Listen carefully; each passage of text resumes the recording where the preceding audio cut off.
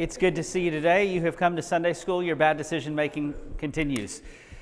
Next quarter, there will be somebody good teaching. I'm really looking forward to hearing that for a change.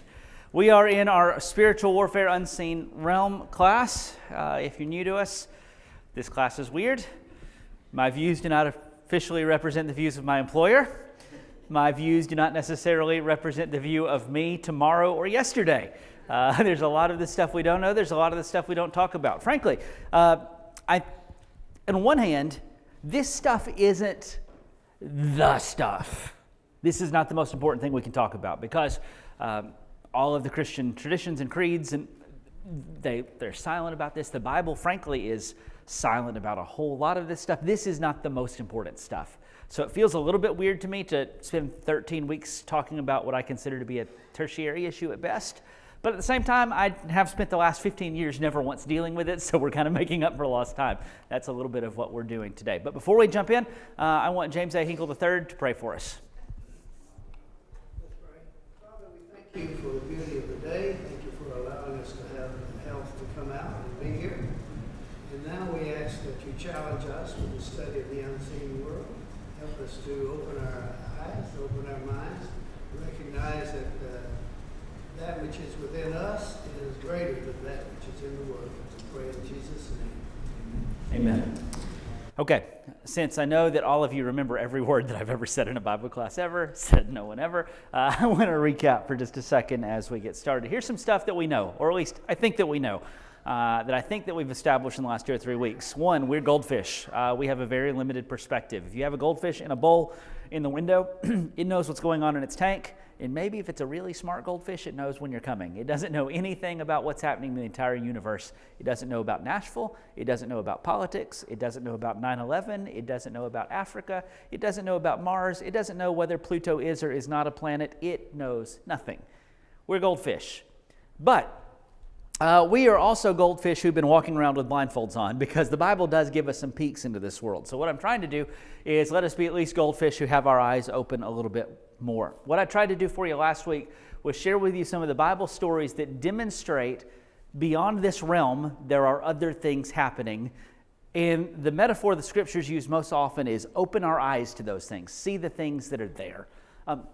Maybe this is bad language to use to discuss this, but we can talk about dimensions. You know, if you measure something in one dimension, that's a line, right? You know, it's this way or this way. I can tell you that this pew is, it's 3 feet from this point to this point. By the way, that's true. I actually know that number. That's in one dimension. If you give me not just X, but Y, I can give you something that's a shape. By the way, there's this neat allegory, Flatlands, that imagines if everyone lived in a one-dimensional world, but that's real good nerd stuff for some other day and some other time. You get 2 dimensions, you can go from being a point on a line to being a shape, a square or a rectangle. I can no longer just tell you linear feet, I can tell you square feet. I can tell you how much paint it's going to take to cover that wall. I'm going to tell you things like that. If I add a 3rd dimension, I go X, Y, and Z. Okay, now I'm getting 3 dimensions. That's what most of you are. Your faces are 3-dimensional. Some of you are abstract art, but all of you are, in fact, 3-dimensional. So I go left and right, and back and forward, and up and down, X, Y, and Z. That's the world that we live. We are in space. Instead of a square or instead of a point, now I'm a cube, now I'm a sphere. But we don't just live in 3 dimensions because we live in a 4th dimension too. We live in time, right? Because I am currently occupying this space. Let a little time pass. I'm no longer occupying that space. So it's fair to think about that as kind of a 4th dimension to reality. Time changes things. One of the things that is interesting to us as we study God is that God exists inside, outside, above, and around all of those things. Because from God's perspective, we believe that God is the timeless one. So he sees all time, all the time. That hurts. God exists not bound by, I can only travel through time in one direction. By the way, time travel is not a big deal. All of us are doing it all the time. We're just doing it 1 second at a time moving forward. It's going backwards. It's impressive. God doesn't have to do time travel because he is everywhere all the time. He is traveling in all of the dimensions. Well, this is a rough analogy and a rough metaphor, but I think it might help us to think about a 5th dimension in this context. There is the world of heaven. Now, a lot of times we think about a cosmology as earth and the sky and the heavens of like space, and then heaven is above that.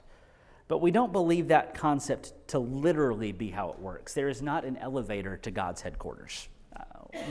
In the same way that the dead do not live in the basement under the earth. When we think about elevation and underground, we're thinking kind of in terms of, you're going to put the king on the top of the pile because it's all of my plumbers and manager friends know some stuff runs downhill. So God is going to be on top, and the less privileged are going to be on bottom. You can read Yertle the Turtle too. It's a really good story about that. God exists not just up in heaven where he can look down on us. God exists in this space, but we don't see him. So sometimes when we think about the unseen realm, it's helpful to think about God as being in this other dimension that sometimes we can see and sometimes we can't see. Now this language, I know I'm not using a lot of Bible here, forgive me, but I think this language is helpful language to help us think about some things we see in the Bible. There are some places where you can see heaven from earth. Do you know what I mean? There's some places where God takes that fabric between the two and rips it open and says, "Hi." Can you think of some Bible stories where that happens? There's some big ones. Jacob's ladder. Man, that's a cool one. Can you think of any others? Jesus' baptism. The voice from the heavens. It's not that God is up there. It's that God, who is everywhere, says, "I'm here." Okay, give me some more.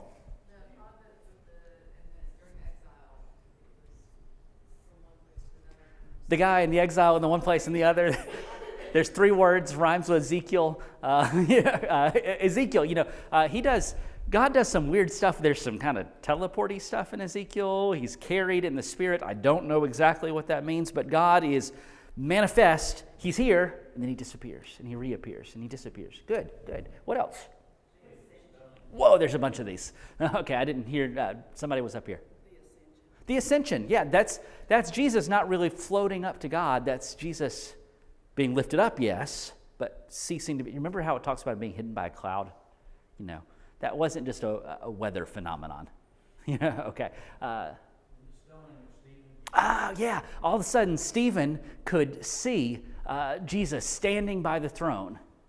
Okay. These are really good. Y'all are doing great with this. Yeah. When Abraham is seeing 3 men, it says the Lord, and it says 3 men, and it says the Lord. Yeah. You're going, Wait, is this God? Is this people? Is this God? Is this people? Yes, it seems to be the answer. Could I say the burning bush is a moment? Because, Mount Sinai. Let me take you one even. Oh, James? Fiery furnace. Man, that was a good link from that one, right? The 4th man in the fire, in a sense, was always there. But no one could see him until God revealed him. You see how this language is helpful? This gives us 2 or 3 other things, and I want to talk to you about these. This is not really today's lesson, but it's helpful. I think it's useful to think about. What would it do? Oh, yeah. This divine meeting and all this stuff, man. That's good. Let me take you to a couple places with this. I want you to think about the Garden of Eden. You remember Genesis 1, Genesis 2? You remember all of the ways that the Garden of Eden was described? From it flow all of the rivers, Tigris, Euphrates, Gihon, and Pishon. I always try to get those 2 mixed together. I knew Ryan Pitts would know. It's described as this place where God is present. It's described kind of in language that evokes an overlap of the divine world and the human world. And what did Adam do? James is making some hand motions back here. He's walking with God in the garden. The garden was not just a place in Mesopotamia. It was a place where heaven and earth met. Not that they're distinct, but the veil between the two is, can I tell you, in the stories of the Old Testament, when they built the tabernacle was designed to be a place where heaven and earth, in fact, we called it the tent of meeting. Meeting who or what? Yeah, makes sense, doesn't it? That's why it's not just, hey, let's go have a deacons meeting here. It's the place where God meets with his people. The temple, of course. There's a ton of these stories. But in this, I'm trying to introduce you to two ideas. The first is the idea of sacred space. I know that's kind of a weird concept to us, but what makes a place sacred?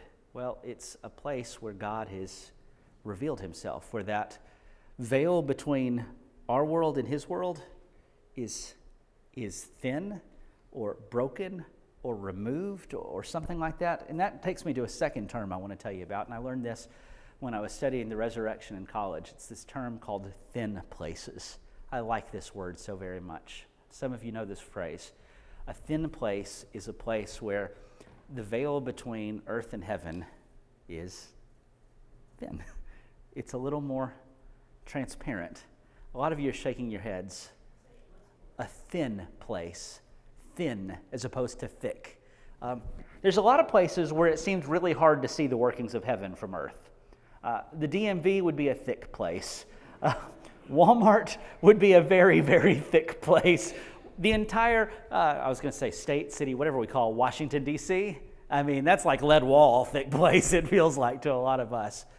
But can you give me an example of a thin place? Not in Scripture, but a thin place that you have walked through or been to or know about. Roy. Pam. My 3D image. Tell us about your 3D image. My granddaughter. She's got a granddaughter coming. She saw the 3D image of the little alien today. And describe her. She's beautiful. She has a little nose, and she was sleeping with her mouth open. Which is just like John right now. You know, it's so cute. That is a thin place because that is the working of God. Isn't it though?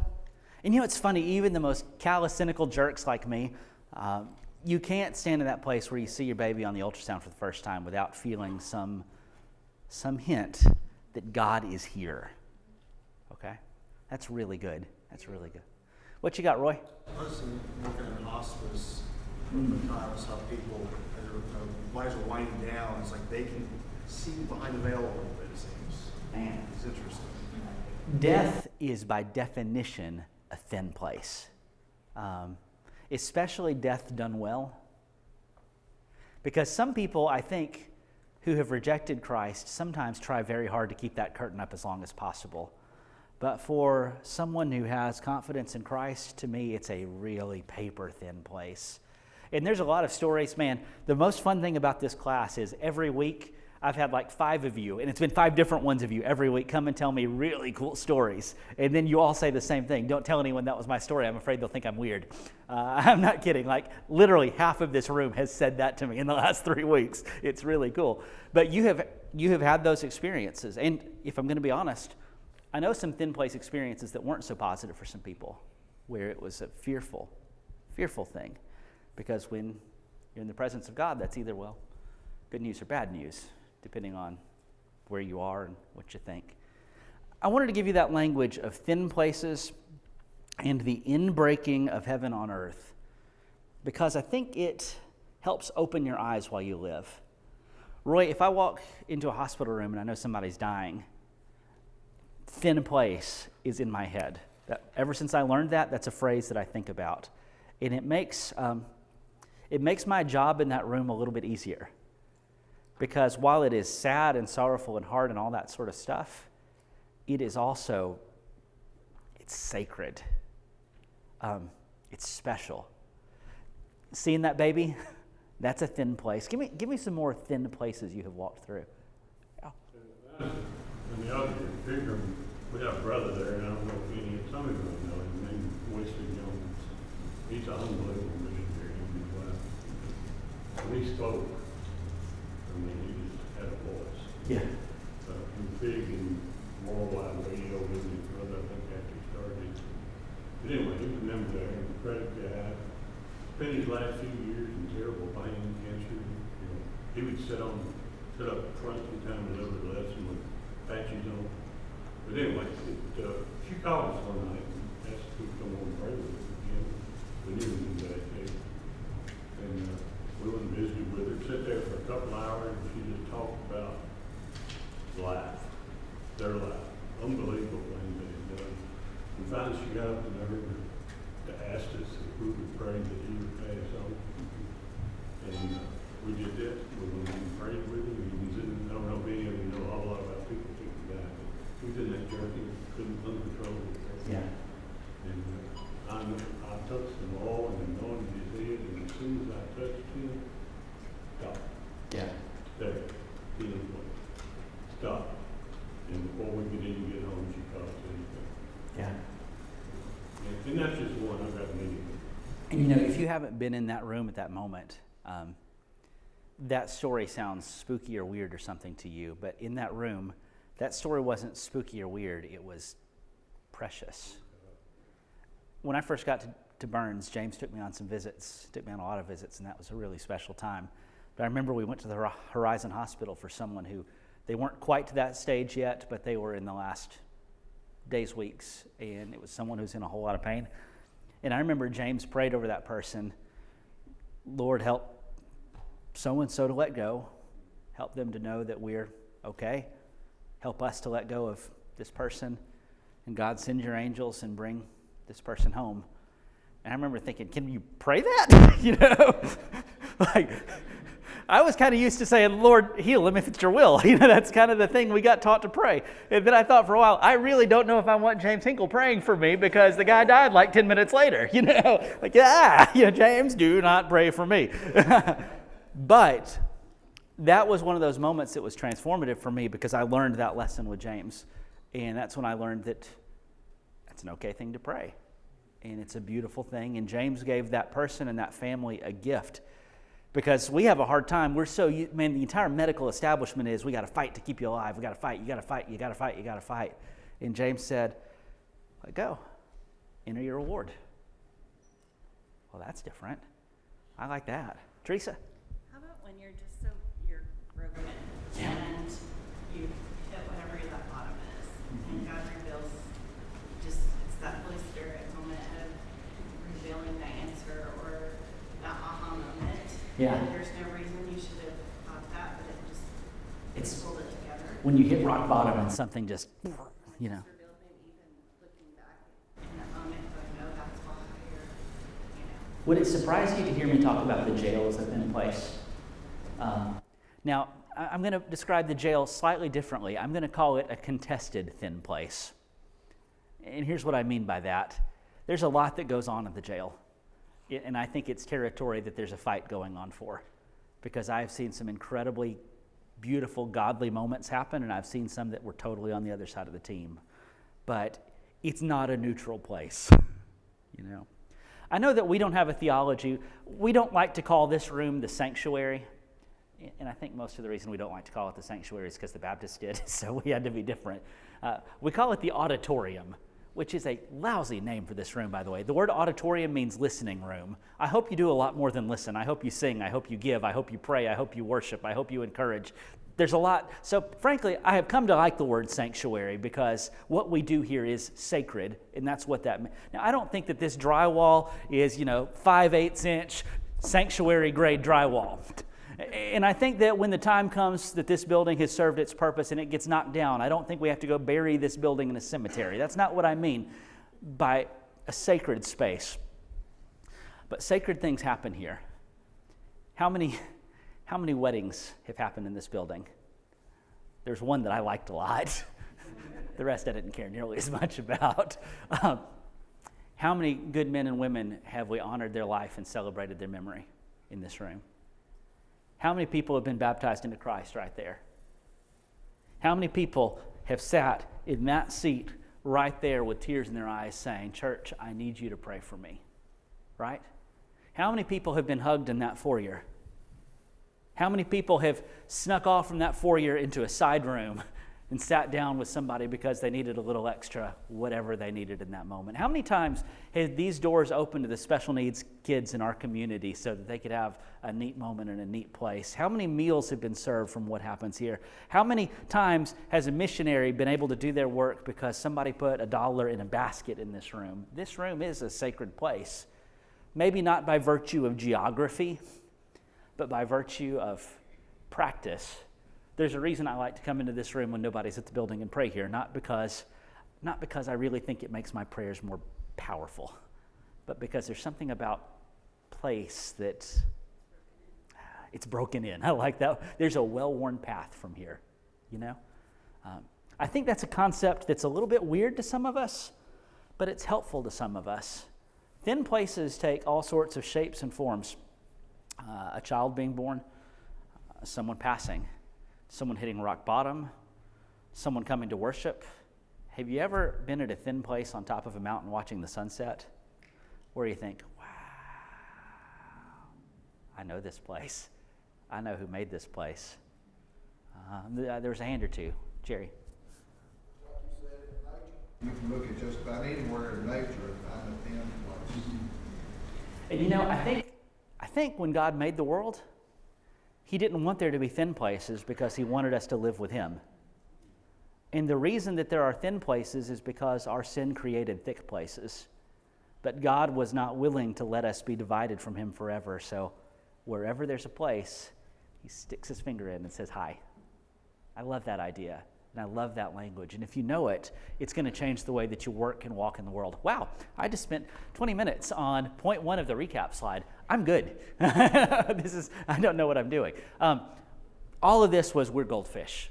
The world is bigger than we realize. Look for some of those thin places. Maybe this is my encouragement for you. Don't be afraid to probe the walls of the thin places and experiment a little bit. One of my thin places on this planet is the chapel at Montgomery Bell. I just think that's one of the most beautiful little pieces of architecture in Dixon County. The acoustics in the room, the fact that it can be 1,000 degrees and it's 20 degrees cooler because of that stone and that rock, the stained glass. But what happens there, what it celebrates, all of those sorts of things. Sometimes if I'm on a run, I'll go sneak in there and just sit down for a minute and enjoy that place. It's a special place. Anywho, think about those places, look for those places. Thing 1, we're goldfish. Thing 2, we've talked in the last 2 or 3 weeks about how God didn't just make people and ants and snails and kangaroos and Drew. God also has created spiritual beings, and I'm leaving that term nebulous and vague for now until we define that further. But God has created things that are higher than people but lower than him, and it appears that he has delegated to them authority and responsibility, and it appears that they don't do a good job, kind of like we do. Sometimes they're good, sometimes not so good. Third thing that I want to make sure that you know from the last 3 or 4 weeks. When you see the idols of the Old Testament, yeah, the idol may just be a chunk of wood, but behind that idol is lurking something that's thin in another sense. There's something foreboding working behind all that. Questions or comments here? So if the world is full of thin spaces, and if some of those spaces are contested spaces, where the powers of good and the powers of evil are both interested in the same thing. By the way, I think the cross was in a large part a contested thin space. Now, of course, Christ is king, right? He dominates at the end, but I believe that he was under attack on the cross. I believe that's what every temptation was about there. I think that the birth of Jesus was a contested thin space. There's a lot of these stories throughout Scripture. If there are contested thin spaces, that would indicate that there is a battle brewing. We've talked about Ephesians 6. We don't struggle against flesh and blood, but against powers and principalities and that sort of thing. So here's your trivia question for the morning. What of our hymns talk about warfare or battles? Do what? The battle belongs to the Lord. What else? Soldiers of Christ arise. All right, what else? There's a ton of these. Onward, Christian soldiers, marching as to war. Yeah. You think of any more? I think that's the name of it. Had it not been the Lord who's on our side, the anger of the enemy would have swallowed us alive had it not been the Lord who's on our side. Faith is the victory encamped, here we go. Yeah. What else? 10,000. He could have called them, to destroy the world and set him free. Here's my short list of some that I thought about. The Battle Hymn of the Republic. It's kind of a funny one. I don't know that we're allowed to sing that one anymore. But it's on that list, I suppose. This is my Father's world. The battle is not done. Jesus, who died, shall be satisfied. And there's a line at the end of that you've probably sung right over and not realized. And earth and heaven be one. You hear that language? It's actually pretty cool language. It's one of my favorite hymns for that reason. I'm a hard-fighting soldier. The kids get that one at camp, I guess. Stand by me. Soldiers of Christ. So, Eric, help us out. Heavenly armor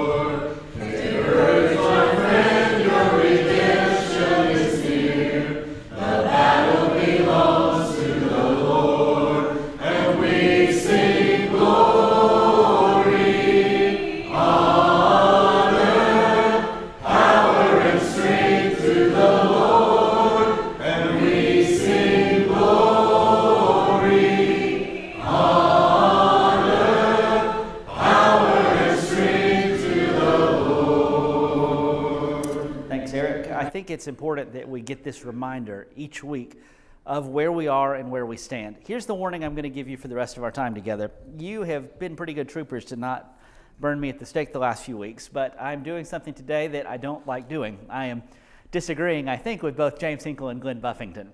In a lot of ways, that puts me out on a theological iceberg surrounded by sharks. So I may be wrong, but I want to show you some stuff that I think is true and will maybe open your eyes a little to some of the things going on. In the book of Genesis, there's a lot of weird stuff.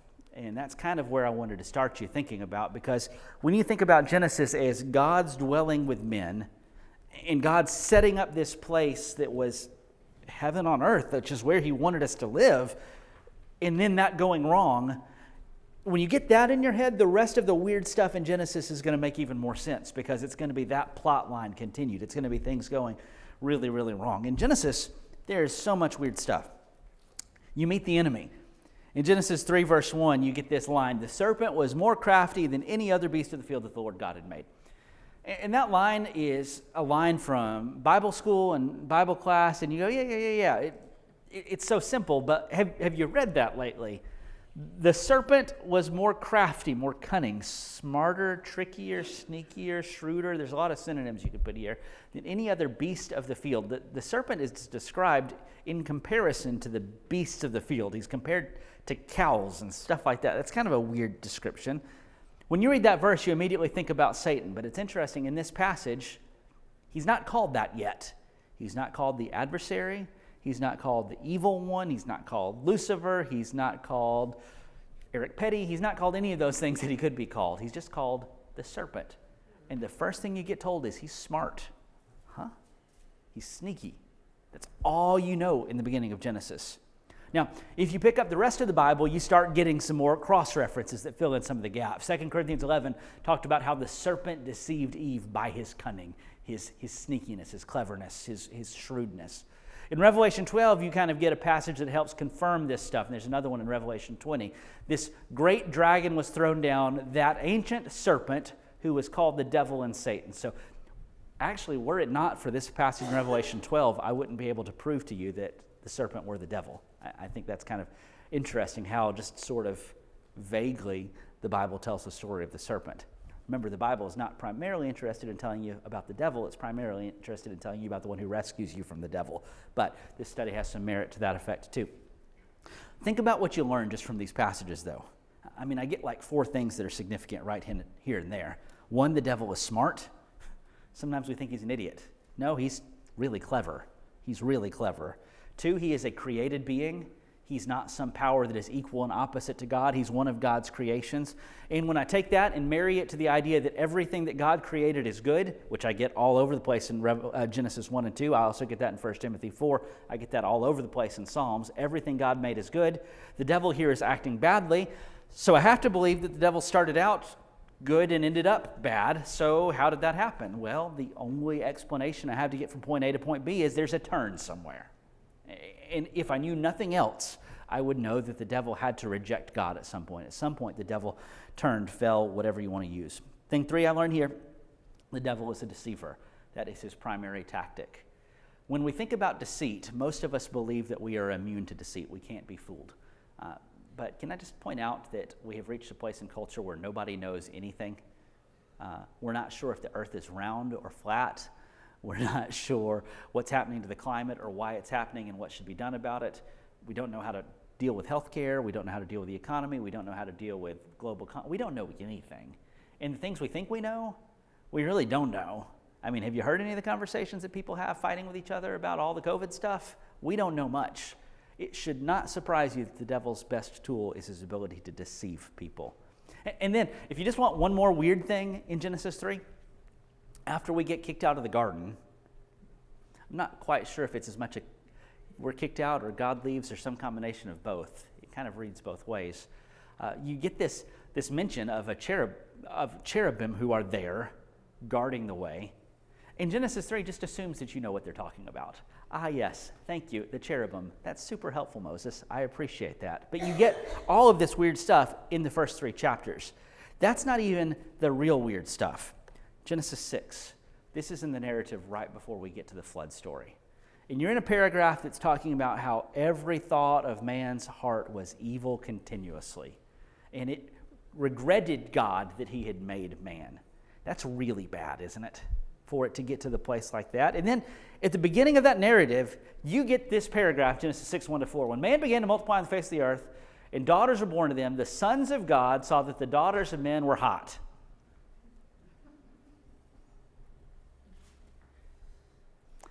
I really want Carolyn to do a Bible class on this one. Can you picture the puppet skit? It's going to be amazing. Hey there, this is a strange text. They took as their wives any that they chose. The Lord said, my spirit shall not abide in man forever. His flesh's days shall be 120 years. The Nephilim were on the earth in those days, and also afterward when the sons of God came into the daughters of men, and they bore children to them. These were the mighty men of old, men of renown. Now, this is in the buildup to how bad the world's gotten. And when you read this text, you have a couple of immediate and glaring questions. Do you want to just go ahead and ask them, or am I going to ask them for you?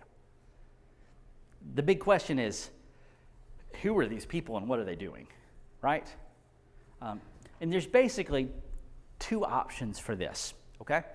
I'm going to call it option 2. Option 2 says that the sons of God are basically the good people on earth, Seth's descendants. And it says that the daughters of men were the bad people on the earth, maybe the descendants of Cain.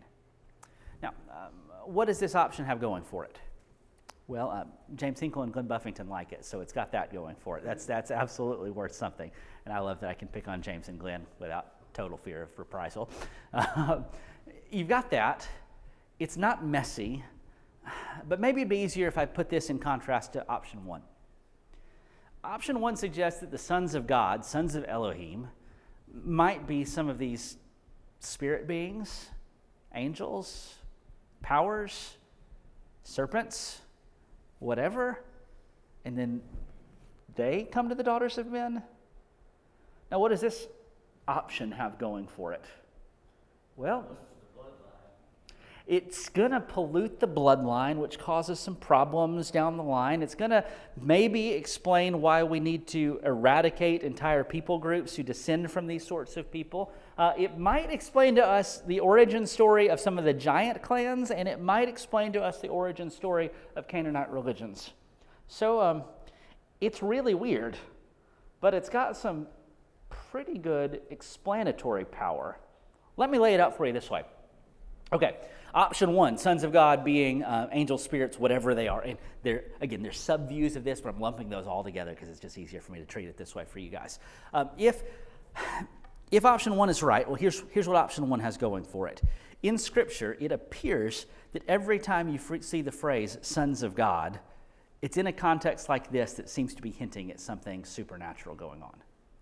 Now, there are some texts that talk about a son of God, but those texts almost always are talking about David or a Davidic Messiah.